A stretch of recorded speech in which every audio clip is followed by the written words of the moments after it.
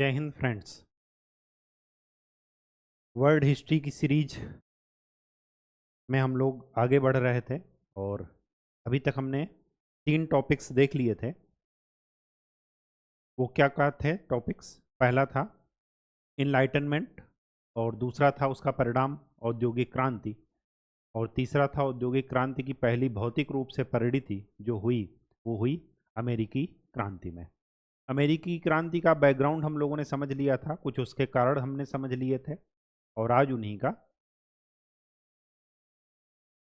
आगे बढ़ते हैं उसी टॉपिक पर और देखते हैं कि जो आधार तैयार किया गया था अमेरिकी क्रांति के लिए, तो उसमें चिंगारी किसने लगाई, मतलब उसका तात्कालिक कारण क्या था। रोष ये सब इकट्ठा हो रहा था, संतोष ये सब चल रहा था, लेकिन फाइनली उसको चिंगारी किसने लगाई। ठीक, तो तात्कालिक कारण की बात की जा रही है। तो आज देखिए, तात्कालिक कारण या immediate cause.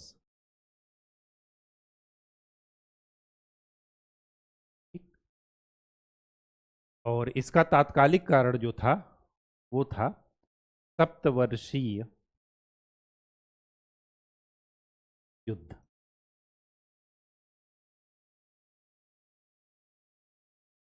7 year war.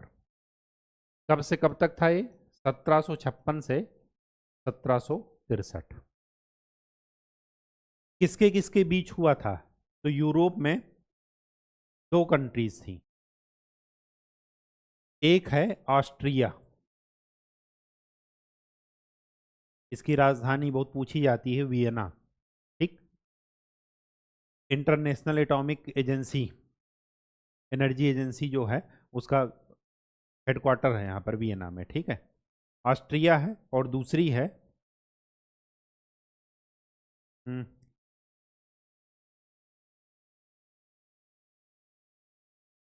Persia. Persia दरअसल जर्मनी का एक राज्य था, जर्मन राज्य था। ठीक, ये जो मैंने आपको बताया है कि इनलाइटनमेंट के बाद जो घटना हुई वो हुई कौन सी? औद्योगिक क्रांति। और औद्योगिक क्रांति ही आगे जितनी भी घटनाएं हैं उनका क्या है? जनक है। औद्योगिक क्रांति के लिए ही आगे लड़ाइयाँ होंगी, और उन लड़ाइयों में औद्योगिक क्रांति का जो लोहा और कोयला के लिए इशू था वो हमेशा क्या रहेगा? चलता रहेगा।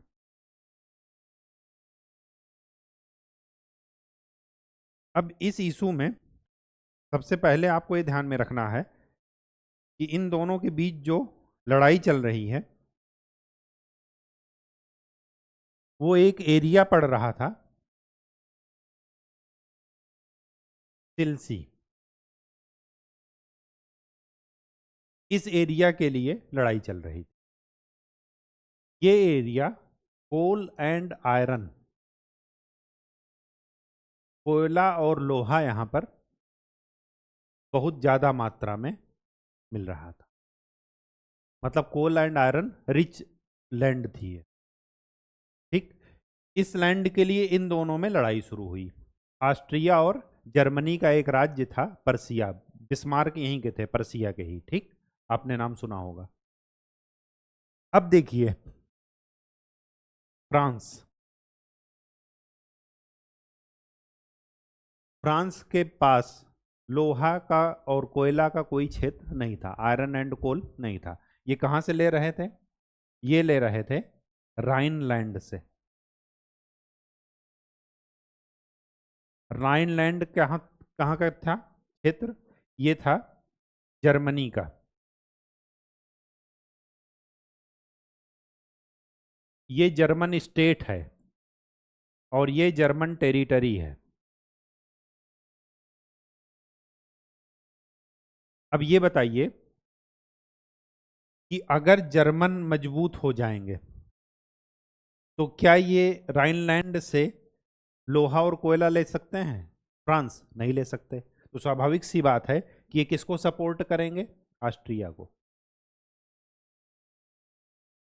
किसको सपोर्ट करेंगे? ऑस्ट्रिया को। क्यों? क्योंकि ये नहीं चाहते कि जर्मन क्या हो, मजबूत हो। क्योंकि जैसे ही जर्मनी मजबूत हुआ, वो राइनलैंड से कोयला और लोहा नहीं ले सकते। कौन? फ्रांस। और इंडस्ट्रियल रिवॉल्यूशन का बैकग्राउंड चल ही रहा है, तो ये स्वाभाविक सी बात है किसके सपोर्ट में आ गए? ऑस्ट्रिया के सपोर्ट में। अब इससे ब्रिटेन को दिक्कत हुई। ब्रिटेन को क्या दिक्कत हुई कि अगर यूरोप में फ्रांस मजबूत हो गया इकोनॉमिक रूप से, तो हमारा जो पूंजीवाद और उपनिवेशवाद का दौर है उस पर क्या लग जाएगा? ब्रेक लग जाएगा। ठीक। तो ब्रिटेन किसके पक्ष में आ गए? पर्शियन के पक्ष में। सारा खेल केवल और केवल इंटरेस्ट। मैंने आपको बताया कि इनलाइटनमेंट के बाद जो घटना घटी जिसने पूरे वर्ल्ड को चेंज कर दिया, वो थी इंडस्ट्रियल रिवॉल्यूशन। इंडस्ट्रियल रिवॉल्यूशन ही बाकी सारी घटनाओं का, चाहे वो प्रत्यक्ष रूप से चाहे परोक्ष रूप से, वो काज होगा। और ये चलता रहेगा सेकेंड वर्ल्ड वार तक, और रुकेगा नहीं। अभी भी इंडस्ट्रियल रिवॉल्यूशन की फोर्थ स्टेज चल रही है। तो आज के समय में भी जहाँ भी जो मिनरल रिच लैंड होगी, वहाँ पर हमेशा क्या रहेगा? डिस्प्यूट रहेगा दो देशों के बीच में। ये कन्फर्म है। विवादित क्षेत्र उसको जानबूझ करके बनाया जाता है। अब ये बताइए, सिंपल सी बात ये है कि इनके साथ सपोर्ट करना लाजमी था। क्यों? क्योंकि इनका interest iron and coal industrial revolution के लिए था। इनका इनके लिए सपोर्ट करना लाजमी था। क्यों? क्योंकि इनका इंटरेस्ट ये था कि फ्रांस मजबूत ना होने। अब इसका परिणाम ये हुआ, इसका काज क्या हुआ? शुरुआत तो यूरोप के दो स्टेट से हुई थी, लेकिन उसको किसने बदल दिया? अपने अपने ईगो पर ले लिया, ब्रिटेन और फ्रांस ने। और इसका परिणाम ये हुआ, इकोनॉमिक क्राइसिस।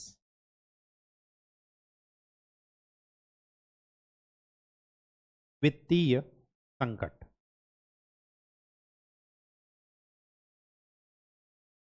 आर्थिक संकट। अब आर्थिक संकट जो हुआ, तो ये तो बर्बाद हो गए। कैसे बर्बाद हुए आपको भी बताएंगे जब थोड़ा डिटेल में चलेंगे तब। अभी के लिए जान लीजिए कि ये तो बेकार बर्बाद हो गए, और ये इतने बर्बाद हो गए कि ये जो है क्या हुआ, सड़क पर आ गए। और इन्होंने क्या किया? इन्होंने अमेरिकी जो कॉलोनी थी, उपनिवेश थे, टैक्स लगा दिया। क्यों लगाया टैक्स? बैकग्राउंड क्या चल रहा है? 7 ईयर वार। अब जब टैक्स लगा दिए, टैक्स लगाने का अधिकार इनको नहीं था। मैंने आपको पहले ही बताया है कि दोषपूर्ण प्रशासनिक संरचना थी। टैक्स कौन लगाता? वहां की उनकी विधायिका। विधायिका के ऊपर कौन बैठा था? गवर्नर। गवर्नर इनका आदमी था। लेकिन उन्होंने क्या कर दिया? डायरेक्ट ही उस पर टैक्स लगा दिया, जबकि टैक्स लगाना इनका अधिकार नहीं था। और यहीं से क्या हुआ कि अमेरिकियों ने नारा दिया, नो टैक्स विदाउट रिप्रेजेंटेशन। प्रतिनिधित्व नहीं तो कर नहीं। प्रतिनिधित्व नहीं तो कर नहीं। जब उस पार्लियामेंट में, ब्रिटिश पार्लियामेंट में हमारा कोई प्रतिनिधि नहीं है, तो उनको कोई अधिकार नहीं है कि हम पर टैक्स लगा सके।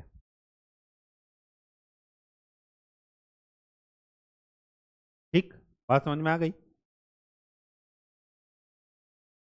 ये जो सप्तवर्षीय युद्ध था, 7 ईयर वार, इसके बाद एक घटना घट गई जिसको बोलते हैं बोस्टन टी पार्टी।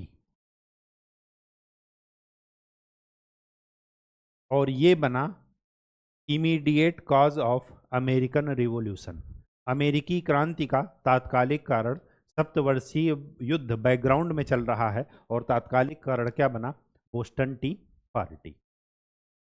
ठीक, चलिए नेक्स्ट हेडिंग डाल लीजिए, क्रांति के चरण।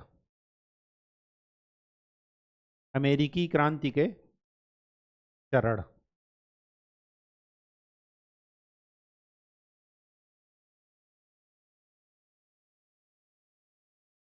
अमेरिकी क्रांति के चरण, देखिए क्रांति के चरण हमेशा जो है 3 होंगे, मिनिमम 3 होंगे ही होंगे, उससे ज़्यादा भी हो सकते हैं। आप सिंपल सी सोचिए, अगर आपका किसी व्यक्ति के साथ या किसी रिश्तेदारी में कोई संबंध बहुत अच्छा होता है या बहुत खराब होता है, तो उसका जरा बैकग्राउंड आप एक बार देख करके सोचिएगा कि सबसे पहले क्या होगा, शुरुआत होगी। शुरुआत होगी तो उसके पहले कुछ आधारभूत चीजें चली आएंगी। जैसे आपका सपोज किसी रिलेटिव से कुछ जो है लड़ाई झगड़ा हुआ, तो शुरुआत आप देखिए, उसको सोचिए कि शुरुआत कहाँ से हुई। सपोज आप उनके घर में गए, उन्होंने आपके साथ कुछ अच्छा व्यवहार नहीं किया, या व्यवहार में भेदभाव कर दिया कि उनको जो है लड्डू लाए पानी पीने को और हमको क्या लाए, गुड़ या बतासा। तो वहीं से दिमाग में क्या है, सोच चल रही है, ये बैकग्राउंड है।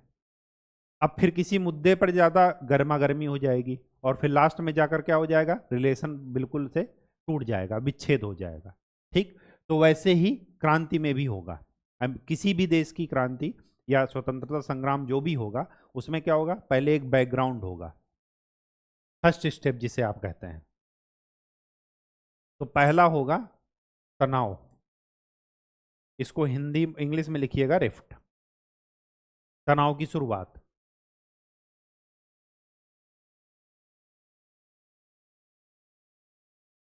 यहां से ये बेस बनाएंगे, तनाव। ठीक, उसके बाद जो दूसरा बिंदु होगा वो क्या होगा, स्ट्रगल, संघर्ष।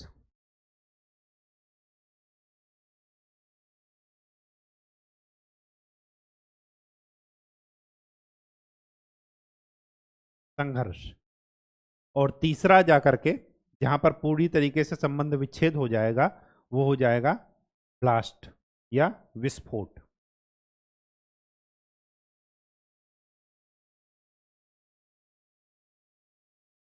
ठीक, ये अमेरिकी क्रांति के चरण में हम लोगों को ये समझना है कि किसी भी क्रांति में ये 3 स्टेप जरूर होंगे। इन्हीं 3 स्टेप को हर जगह आपको ढूंढना है कि बेस क्या चल रहा था, बैकग्राउंड क्या चल रहा था, किस मुद्दे पर जाकर के संघर्ष हो गया और किस मुद्दे पर जाकर के विच्छेद हो गया, ब्लास्ट हो गया। ठीक, ये क्या है, क्रांति की चरम अवस्था है, यहां पर आर या पार वाला मामला हो जाता है। ठीक है, अमेरिकी क्रांति के चरण भी इसको कह सकते हैं। इसी में आप दूसरी हेडिंग भी डाल सकते हैं कि ब्रिटिश ने क्रांति को रोकने के लिए क्या क्या प्रयास किए। तो ब्रिटिश द्वारा या ब्रिटेन द्वारा किए गए प्रयास।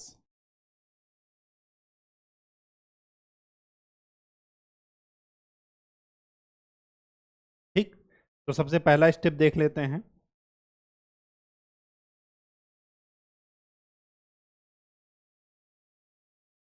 पहला चरण किसका चरण है, ये टकराव या तनाव की शुरुआत।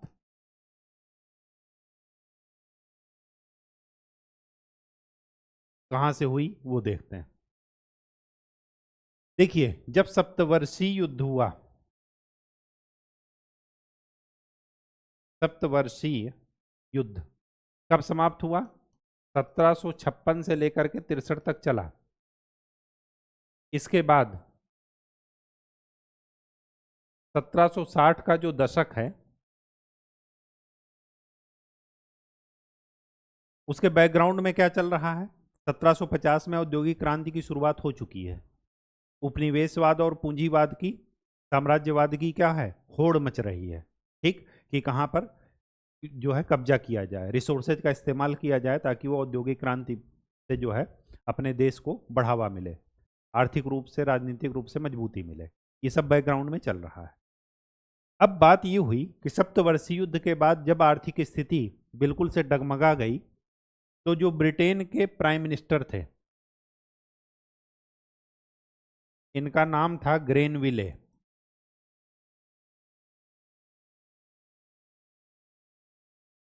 ठीक, इन्होंने क्या किया, समाप्ति के बाद 3 पॉइंट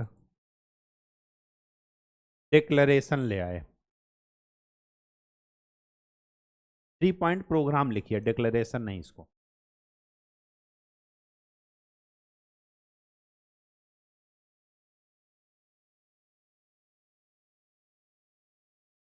त्रिबिंदु योजना, एक ऐसा प्लान ले आए जिसमें इन्होंने 3 पॉइंट बताए थे। अब इनका पॉइंट जरा सुन लेते हैं कि कौन कौन से पॉइंट इन्होंने बताए थे। पहला पॉइंट ये बताया था कि सप्तवर्षीय युद्ध जो लड़ा गया है वो किसके लिए लड़ा गया है? अमेरिकी उपनिवेशों की रक्षा के लिए,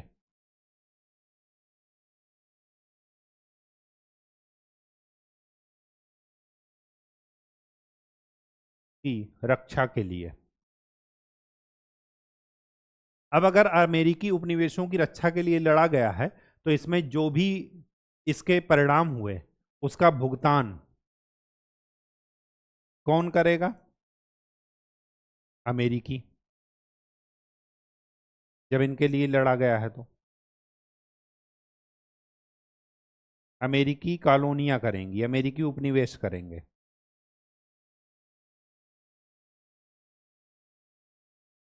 ये पहला इनका पॉइंट था।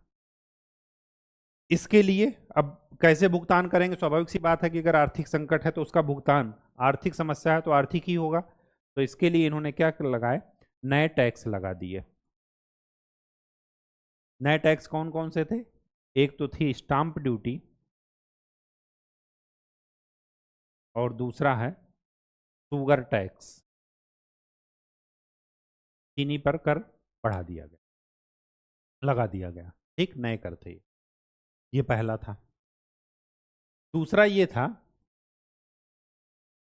दूसरा इन्होंने क्या कहा कि सप्तवर्षीय युद्ध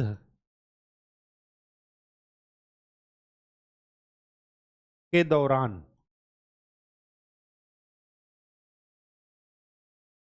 अमेरिकी लोगों ने फायदा उठाया। फायदा किस तरह उठाया? पुराने कानून तोड़े, पुराने कानून तोड़े। तो जैसे नौ परिवहन नेविगेशन लॉ, नौ परिवहन कानून आपको याद होगा कि कुछ चीजों के लिए मतलब केवल ब्रिटिश जहाज ही अमेरिकी तट पर आ सकते थे, बाकी और कोई जहाज नहीं आ सकते थे। लेकिन इस दौरान क्या हुआ? फ्रांस के जहाज भी आए थे। ठीक, फ्रांस मैंने आपको बता दिया था कि ये क्या है, कनाडा जो है वो फ्रांस का उपनिवेश था पहले। ठीक, फिर इसी सप्तवर्षीय युद्ध में फ्रांस को वहां से जाना पड़ा। ठीक, फिर वहां पर किसका अधिकार हो गया? ब्रिटेन का। ठीक है, तो नौ परिवहन कानून इन्होंने तोड़ा। तो सेकंड पॉइंट में इन्होंने ये कहा कि पुराने कानूनों का सख्ती से पालन किया जाए, strict implementation of old rules, सख्ती से पालन। ये सेकंड बात थी। और तीसरी बात क्या थी? तीसरी बात ये थी कि स्थानीय लोगों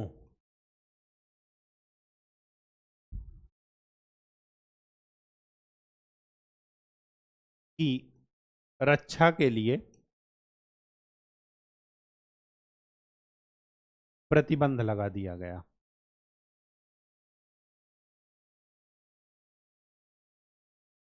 जब आप अमेरिका देखेंगे, सपोज ये अमेरिका है, ये है इसका पूर्वी तट और ये है पश्चिमी तट।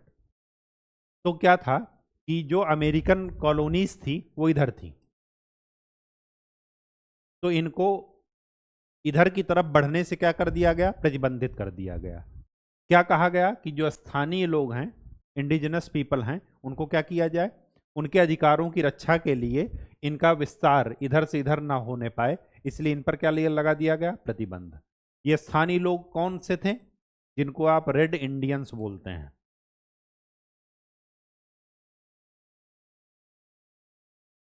ठीक,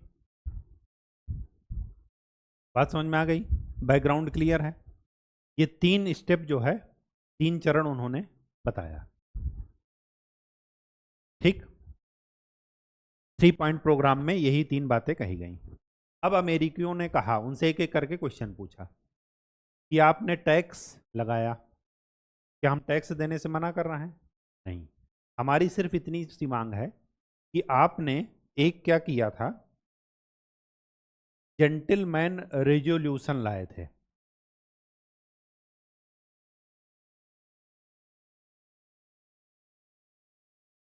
जेंटलमैन रेजोल्यूशन क्या था?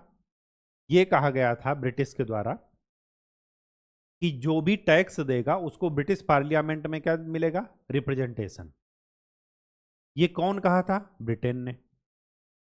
तो अमेरिकियों ने कहा कि हम आपको टैक्स देने से मना कर रहे हैं? नहीं मना कर रहे हैं, हम तो सिर्फ आपको ये कह रहे हैं कि आप ही के द्वारा कहा गया ये रिजोल्यूशन और आप ही पूरा नहीं कर रहे हो। जब हम आपको ये कह रहे हैं कि आप पैसा लो, लेकिन हमें प्रतिनिधित्व तो दो, वहां पर रिप्रेजेंटेशन तो दो। मैंने आपको पहले ही बता रखा है कि ये अमेरिकी उपनिवेश वही थे जो वहां से छटे हुए लोग या जिनको सजा के तौर पर देश निकाला दे दिया जाता था, उन्हीं लोगों को यहाँ पर आकर के बसाया गया था अमेरिका में। तो इन लोगों को वहाँ की पूरी जानकारी थी, लिबर्टी की पूरी जानकारी थी, स्वतंत्रता की पूरी जानकारी थी, वहाँ पर जो औद्योगिक क्रांति हुई थी उसकी पूरी जानकारी थी। तो ये सारी बात थी। अब ये उसी चीज को क्या कर रहे थे? अपने अधिकार के लिए मांग रहे थे कि हम आपको टैक्स देने से मना नहीं कर रहे हैं, लेकिन हमें क्या दीजिए आप अपना पार्लियामेंट में रिप्रेजेंटेशन। और ये आप ही ने रेजोल्यूशन लाए, हम तो लाए नहीं। और आप ही कह रहे हो जेंटलमैन, तो साबित करो ना कि आप जेंटलमैन हो। ठीक, ये पहले पहला उन्होंने ये करके क्या नारा दिया? नो टैक्सेशन विदाउट रिप्रेजेंटेशन, प्रतिनिधित्व नहीं तो कर नहीं। नहीं तो कर नहीं। ठीक, यहां पर इन कानूनों के तहत क्या कहा गया कि जब आप बता रहे हो कि सप्तवर्षीय युद्ध लड़ा गया किसके लिए? अमेरिकी उपनिवेश के लिए। तो क्या जो आप भारत में लड़ रहे हो फ्रांस से, वो भी अमेरिकी उपनिवेशों की रक्षा के लिए लड़ रहे हो? इसलिए झूठ बोलना और बेवकूफ बनाना बंद करो। ठीक, तीसरी बात, तीसरी बात क्या कह रहे हैं कि जो रेड इंडियंस हैं उनकी स्थानीय लोगों के अधिकारों की चिंता उनको हो रही है। अब अमेरिकी लोगों ने ये कहा कि अपने दिन भूल गए जब आपने उनको अत्याचार किया, उन पर इतना ज़्यादा शोषण और अत्याचार बढ़ गया, इतना ज़्यादा जो है मृत्यु हुई उनकी, कि आज तक इंटरनेशनल कोर्ट ऑफ जस्टिस में मुकदमा चल रहा है ब्रिटेन के ऊपर कि इन्होंने कितने रेड इंडियंस मारे हैं उस समय। आज तक मुकदमा चल रहा है। और आप क्या कह रहे हो कि जो है आपको स्थानीय लोगों की जो है चिंता है, उनके अधिकारों की चिंता है। तो ये बेवकूफ़ बनाना, फर्जी बातें करना बंद कीजिए। ठीक, और इसी परिप्रेक्ष्य में अमेरिका में संगठनों की स्थापना होती है। कौन कौन से 2 संगठन हैं? मुक्तिपुत्र और मुक्तिपुत्री।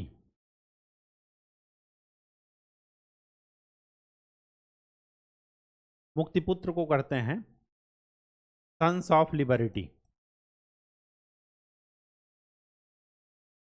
और मुक्तिपुत्री को डॉटर्स ऑफ लिबर्टी।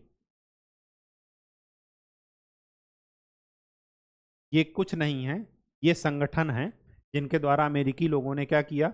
विरोध प्रकट किया। और ये इन संगठनों ने क्या किया? स्टाम्प वेंडर्स को टारगेट किया। इनके टारगेट वही थे। और टारगेट करके क्या किया? स्टैंप निकाला और उसको क्या कर दिया? जला दिया। स्टैंप ड्यूटी उन्होंने बढ़ाई थी ना, जब स्टैंप ही नहीं रहेगा तो ड्यूटी किस बात की?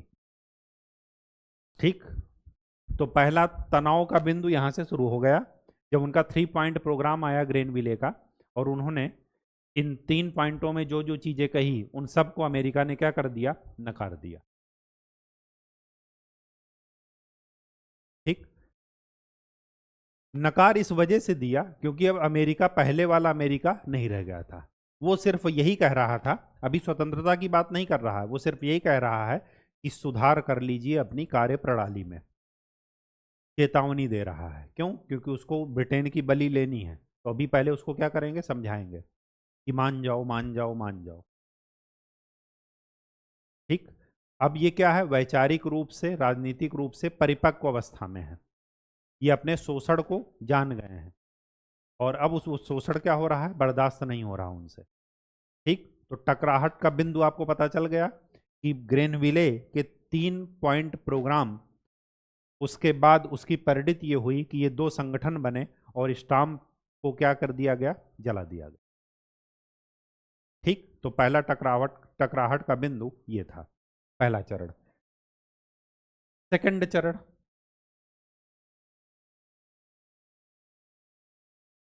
सेकंड चरण क्या कह रहा है कि रॉकिंघम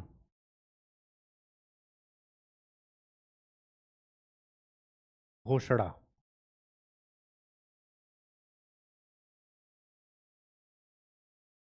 से बात कहां तक पहुंची, बोस्टन नरसंहार तक। ये जो पहला चरण था,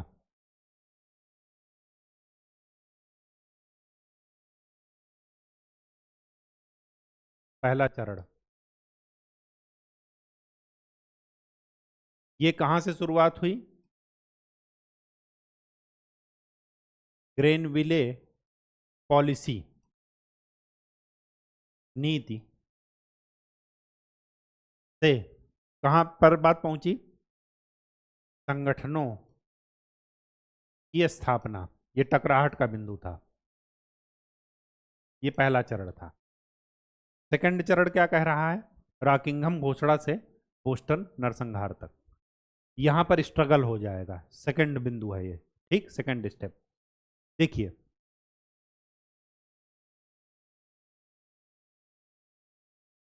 1700 जो 60 मत लिखिए, 1770 का दशक लिखिए।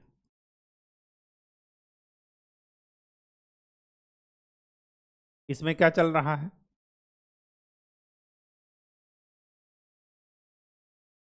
पहला औद्योगिक क्रांति का बैकग्राउंड चल रहा है। औद्योगिक क्रांति की शुरुआत कब हुई थी, 1750 में। उपनिवेशवाद और साम्राज्यवाद, कोलोनिज्म एंड इंपीरियलिज्म, ये जो है इनकी होड़ हो रही है। कौन कितने उपनिवेश बना सकता है, कब्जा कर सकता है। ठीक, और तीसरा वर्ल्ड ट्रेड, विश्व व्यापार, इस पर क्या हो रहा है, कंपटीशन, प्रतिस्पर्धा, किसके किसके बीच में, ब्रिटेन और फ्रांस। इतना सब समस्या पहले से चल रही है और उसी बीच में एक नई समस्या खड़ी हुई थी, अमेरिकी उपनिवेश में अशांति।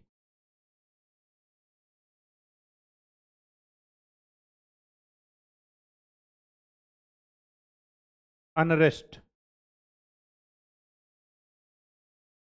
अनरेस्ट। अब ब्रिटिश पार्लियामेंट ने यह कहा कि ये सब पहले से चल रहा है, अब हमारे पास इतनी क्षमता नहीं है कि हम इसको झेल सकें। तो क्या हुआ, ग्रेनविले जो पीएम थे उनको इस्तीफा देना पड़ा। उनको क्या करना पड़ा, इस्तीफा देना पड़ा।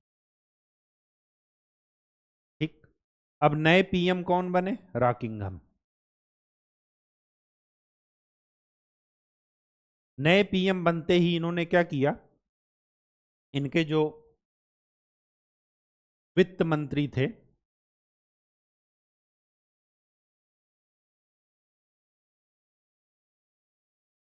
टाउनसेंड, इन्होंने क्या किया, घोषणा की कि आपको टैक्स नहीं देना, ठीक है, टैक्स खत्म करते हैं, शुगर टैक्स, स्टाम्प ड्यूटी, इनसे आपको दिक्कत है, ठीक है, खत्म कर देते हैं, खत्म कर दिया। लेकिन इन्होंने क्या किया कि ग्रेनविले द्वारा लगाए गए करों को समाप्त समाप्त कर दिया। लेकिन साथ में ये क्या कहा, ब्रिटिश संसद को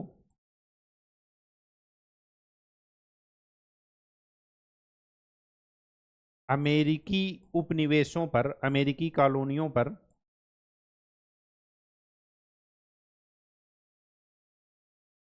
कर लगाने का अधिकार है, टैक्स लगाने का राइट है अभी भी। और साथ में और क्या किया, ये नए कर तो समाप्त कर दिए, साथ में और क्या किया, ये उद्घोषणा की कि कर लगाने का अधिकार है।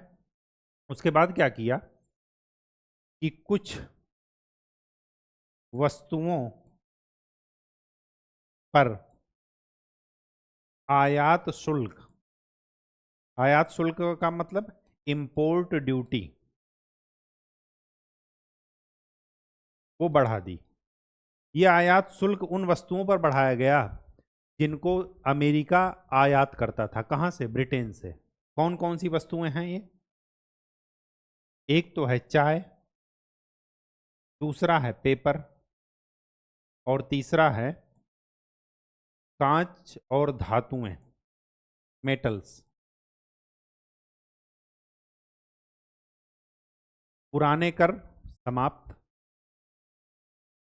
ब्रिटिश पार्लियामेंट को कर लगाने का अधिकार, और कुछ करों पर इंपोर्ट, कुछ वस्तुओं पर इंपोर्ट ड्यूटी बढ़ा दी। ये तीन काम इन्होंने किए। अब अमेरिकी ने फिर से इनको कहा कि ABCD आती है आपको, कह रहे हाँ बिल्कुल आती है। कह रहे जब ABCD आती है तो हम आपको कर देने से मना किए, टैक्स देने से मना किए, इन्होंने कहा नहीं। कह रहे फिर पैसा ही चाहिए ना आपको, आर्थिक संकट है आपके पास, आप पैसा ले लो, खूब लगाओ कर, खूब हमसे पैसा लो, लेकिन क्या है, हमें ब्रिटिश पार्लियामेंट में रिप्रेजेंटेशन दो।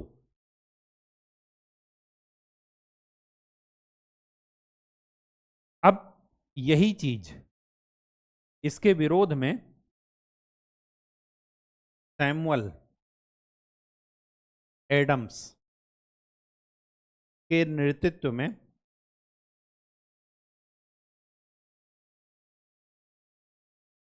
जन आंदोलन हुआ। कहाँ, बोस्टन में। और यहां पर ये केवल और केवल प्रतिरोध कर रहे थे शांतिपूर्वक, और कुछ नहीं था। और यहां पर ब्रिटेन ने क्या कर दिया, ठीक वही घटना रिपीट कर दी जैसा उन्होंने क्या किया था, जलियांवाला बाग कांड में किया, प्लंडर। ठीक, उसके लिए माफी वर्ड नहीं है, ध्यान रखिएगा। यहां पर क्या कर दिया, गोली चलवा दी।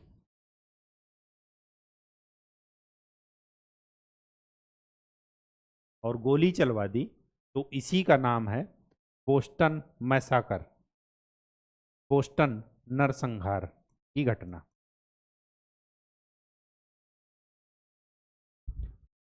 जो डिस्टर्ब्ड आदमी होता है ना, उसको ज़्यादा छेड़ना नहीं चाहिए, क्योंकि एक क्या है, लिमिट। जब ये बार बार कह रहे हैं, अभी ये स्वतंत्रता की मांग नहीं कर रहे हैं, आप गौर से सुनिए इनके चरणों में, कि पहले इन्होंने कहा कि सुधर जाइए, फिर बाद में भी यही कह रहे हैं कि हमसे पैसा ले लो, टैक्स लो, आपका खूब अधिकार है, लेकिन हमें उस पार्लियामेंट में रिप्रेजेंटेशन दो। जेंटलमैन रिजोल्यूशन हम नहीं लाए थे, आप ही लाए थे। आप ही अपने आप को जेंटलमैन कह रहे हो, तो जब कह रहे हो तो साबित करो। हम तो यही कह रहे हैं ना। अब यहां पर क्या हो गया, ब्रिटेन ने क्या कर दिया, ब्लंडर कर दिया। जो कि माफी लायक नहीं था।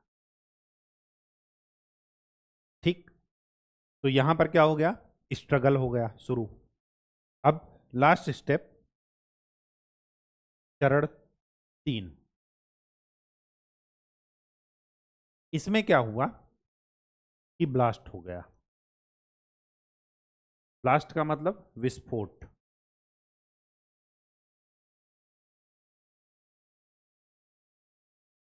ये हुआ इस चरण 3 में। कौन सी घटना हुई, Lord north T policy, Lord north की चाय नीति, और साथ में ये घटना का अंत कहां हुआ, विस्फोट कहां हुआ, बोस्टन टी पार्टी।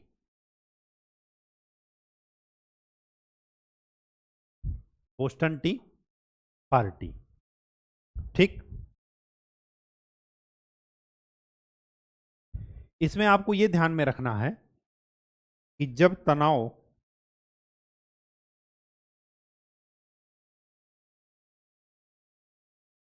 एक चरम स्थिति में बदल गया संघर्ष के बाद, तो विस्फोट होना ही होना है। क्यों? क्योंकि मनुष्य की सहने की एक क्या है, क्षमता है। जैसे रबड़ है, रबड़ को आप कितना भी बढ़ाइए, एक समय बाद क्या हो जाती है, टूट हो जाती है। उसकी एक इलास्टिसिटी है फिक्स, कि उतना ही बढ़ सकती है। तो ठीक वैसे ही इनकी भी एक क्या है, सहनशील क्षमता है। और जब भीड़ हो तो बात ही अलग है। ठीक, अब यहां पर क्या हुआ कि जो 1770 का डिकेड है, दशक,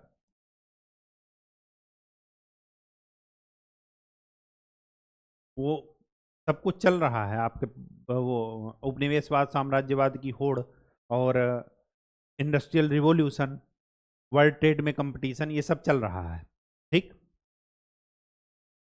हुआ क्या, ईस्ट इंडिया कंपनी को बैंक ऑफ इंग्लैंड से कर्ज मांगना पड़ा। बहुत इंटरेस्टिंग बात है कि जिस कंपनी को पूर्व के साथ व्यापार करने में मोनोपोली थी, और वही कंपनी दिवालिया होने के कगार पर पहुंच गई 1770 के आसपास। एक तो 2 युद्ध इन्होंने लड़े, प्लासी का युद्ध, बक्सर का युद्ध, उसके बाद इनको दीवानी राइट्स मिले। और मैंने आपको बताया कि रॉबर्ट क्लाइव ने जो फार्मूला लगाया था राजा बनाने का, जो फ्रांसीसी गवर्नर डुप्ले ने शुरू किया था, और उसको कंपनी ने इम्प्लीमेंट कर दिया। और खास करके सबसे पहला जो गवर्नर था रॉबर्ट क्लाइव, उन्होंने इम्प्लीमेंट किया, तो उनको बहुत ज़्यादा धन मिला। वो धन मिला उसको पर्सनल, वो कंपनी को नहीं मिला। और दस्तक का यूज करके कंपनी को जो है राजस्व का नुकसान होने लगा। लोग उसको पर्सनल ट्रेड में इस्तेमाल करने लगे। और यहीं पर वो बैंक ऑफ इंग्लैंड के पास क्या लेने पहुंची, कर्ज लेने पहुंची। और जैसे ही बैंक ऑफ इंग्लैंड के पास कर्ज लेने पहुंची, पार्लियामेंट ने क्या कर लिया, उसको पकड़ लिया। पार्लियामेंट को, ब्रिटिश गवर्नमेंट को क्या मिला, उस पर शिकंजा कसने का मौका मिल गया। तो इसी समय देखिए 1773 में रेगुलेटिंग एक्ट आया पहली बार, इसको रेगुलेट करने की बात की जा रही है। ठीक, तो ईस्ट इंडिया कंपनी इस समय वित्तीय संकट से जूझ रही है।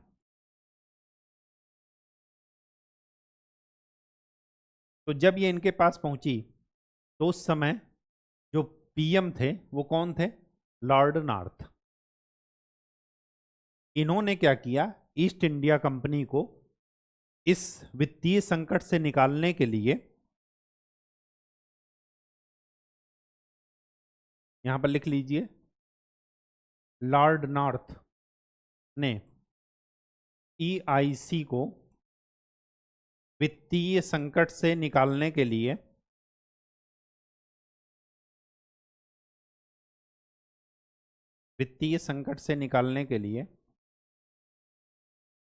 टोल टैक्स में छूट दे दी।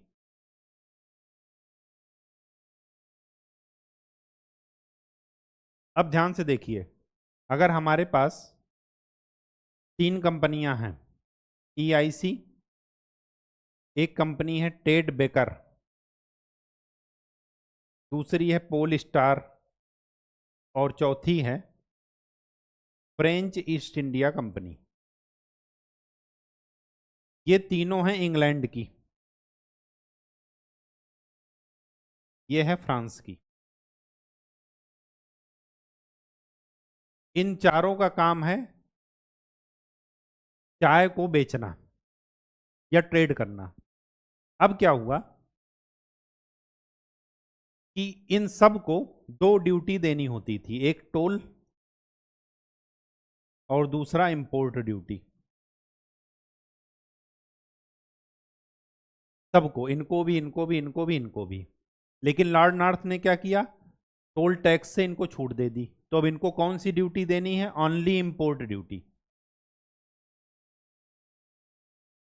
बस। तो स्वाभाविक सी बात है कि बाकी के कंपैरिजन में इनका सामान क्या हो जाएगा, सस्ता। क्यों? क्योंकि इसको टैक्स से क्या मिल गई, छूट मिल गई। अभी सस्ते दाम पर सामान बेचेंगी। लॉर्ड नॉर्थ ने क्या सोचा कि इनको इंस्ट्रक्शन दिया कि अपने जो चाय के कंटेनर हैं, चाय लेकर के आप कहाँ जाइए, अमेरिका, अमेरिकी उपनिवेशों में,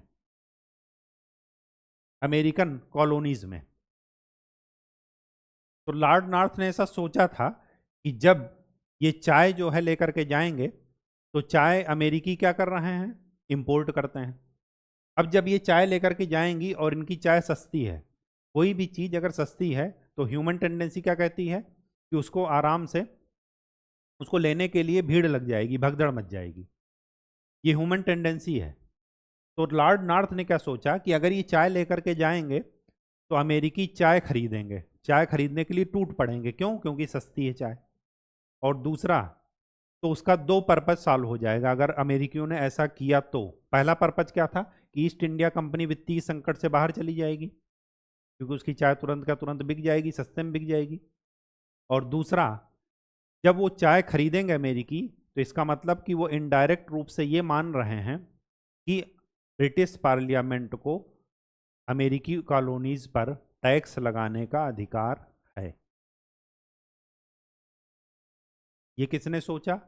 लॉर्ड नॉर्थ ने सोचा था, हुआ नहीं। तो क्या सोचा था कि जैसे ही ईस्ट इंडिया कंपनी वहां जाएगी तो दो पर्पज सॉल्व हो जाएंगे। एक तो इनकी चाय सस्ती है, तो इनकी चाय पूरी की पूरी बिक जाएगी अगर अमेरिकी खरीदे, क्योंकि वो सस्ती हैं। तो ह्यूमन टेंडेंसी की, अगर सस्ती है चीज़ें तो आराम से आदमी भगदड़ वो करके और वो उसको खरीदना चाहेगा। ठीक, आज ही सोच लीजिए कि अगर पेट्रोल 10 रुपए लीटर मिलने लगे तो तुरंत लाइन लग जाएगी। ठीक, कोई चीज़ फ्री में मिलने लगे फिर भी लोग उसको कंज्यूम करेंगे कि हाँ, हो सकता है आगे काम आ जाए, उसको ले करके रख लेंगे। ठीक, कोई भी चीज़ हो, ABCD। तो लॉर्ड नॉर्थ ने यही दो पर्पस सोच करके ईस्ट इंडिया कंपनी को कहा कि अपने चाय कंटेनर, चाय से लदा हुआ जहाज आप अमेरिकी उपनिवेश पर ले जाइए। और अमेरिकी उपनिवेश में कहाँ लेकर गए? बोस्टन में। लेकिन अमेरिकियों ने इस चाय को खरीदा नहीं। उन्होंने चाय कंटेनर, भीड़ थी ही उनके पास, चाय कंटेनर उठाए और सारे चाय कंटेनर अटलांटिक में फेंक दिए। इसी घटना का नाम क्या है? Boston T party.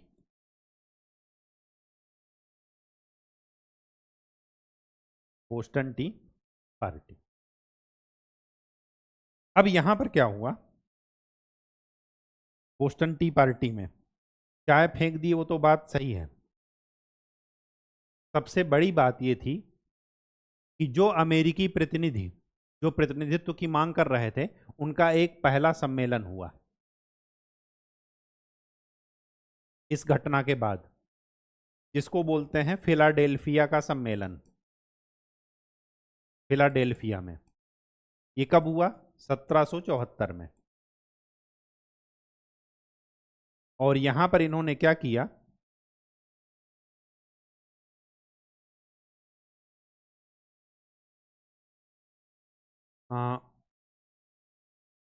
Olive plant resolution लेकर के आए।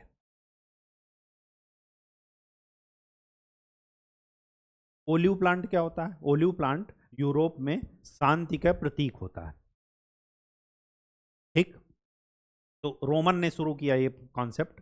तो जब वो एक रोमन राजा दूसरे रोमन राजा को ये भेंट करता था, और अगर वो ओलिव से लगा हुआ मुकुट पहनकर दूसरा राजा बाहर निकलता था, इसका मतलब कि वो शांति चाहता है। ठीक, अगर वो उसने इसको फेंक दिया उसके मुकुट को या नहीं पहना, तो इसका मतलब कि युद्ध होगा वहां पर। ठीक, तो ओलिव प्लांट रिजोल्यूशन किसको भेजा? ब्रिटिश पार्लियामेंट को। और इसमें खाली 2 मांगे इन्होंने की। पहली मांग क्या की?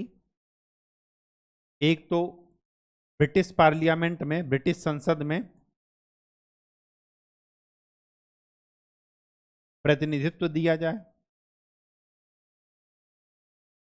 और दूसरा जो ब्रिटिश ने ट्रेड एंड कॉमर्स पर, व्यवसाय एवं व्यापार पर जो प्रतिबंध लगाए थे, वो सारे प्रतिबंध हटाए जाएं। बस ये 2 मांग करके इन्होंने भेजा। अब अगर कहते हैं ना कि शांति से अगर मांगिए तो नहीं मिलता, तो फिर छीनना पड़ता है। इसको अब ब्रिटिश पार्लियामेंट ने क्या समझा? ये रिवोल्ट है, और कार्नवालिस को भेजा कि जाओ इनको और सफाया कर दो। अमेरिका, आपको बता दिए कि पहले वाला अमेरिका नहीं था जो 1588 में स्पेनिश आर्मेडा को हरा करके ब्रिटिश ने कब्जा किया था। अब वो पूरी तरीके से क्या हो चुका था? युवा, परिपक्व। उसको अपने शोषण का पता चल गया था, उसको अपने अधिकार का पता चल गया था। तो स्वाभाविक सी बात है, आप किसी को हमेशा के लिए बेवकूफ़ नहीं बना सकते। और कार्नवालिस ने जब स्थिति देखी ना यहाँ की, तो कार्नवालिस ये कह रहा था कि अगर सारे पुरुष मर भी गए होते ना, तब भी अमेरिकी क्रांति होती, क्योंकि महिलाएं बची थी। सोचिए, इतना ज़्यादा विद्रोह था उन लोगों के मन में, और उन्होंने इतना ज़्यादा भौतिक रूप में उसको रिप्रेजेंट किया। और यहीं पर उन्होंने क्या किया, जब रिवोल्ट का नाम दे दिया तो आर्य पार की लड़ाई, तो उन्होंने ये सब सुधार बंद कर दिए, और उन्होंने अब सीधे की बात किसकी कही कि हमें स्वतंत्रता दी जाए। हम आपसे सुधार की बात तो कर ही नहीं रहे हैं, अब हमें क्या कीजिए, स्वतंत्र कीजिए। ना तो हम टैक्स देंगे, ना हम रिप्रेजेंटेशन मांगेंगे। ठीक, बात समझ में आ गई? तो शुरुआत कहाँ से हुई थी? खाली सुधार की बात। लेकिन जब सुधार को भी उन्होंने नहीं माना, तो फिर उससे बढ़कर बात होने लगी।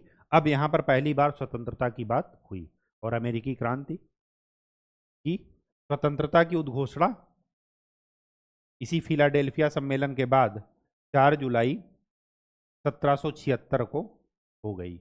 अमेरिका ने अपने आप को स्वतंत्र घोषित कर लिया। ठीक, बात समझ में आ गई? तो ये था बैकग्राउंड। आज के लिए इतना ही। नेक्स्ट लेक्चर में हम लोग ये देखेंगे कि इस अमेरिकी क्रांति का क्या प्रभाव पड़ा। ठीक, तो तब तक के लिए खूब अच्छे से पढ़ाई कीजिए, मेहनत कीजिए। धन्यवाद।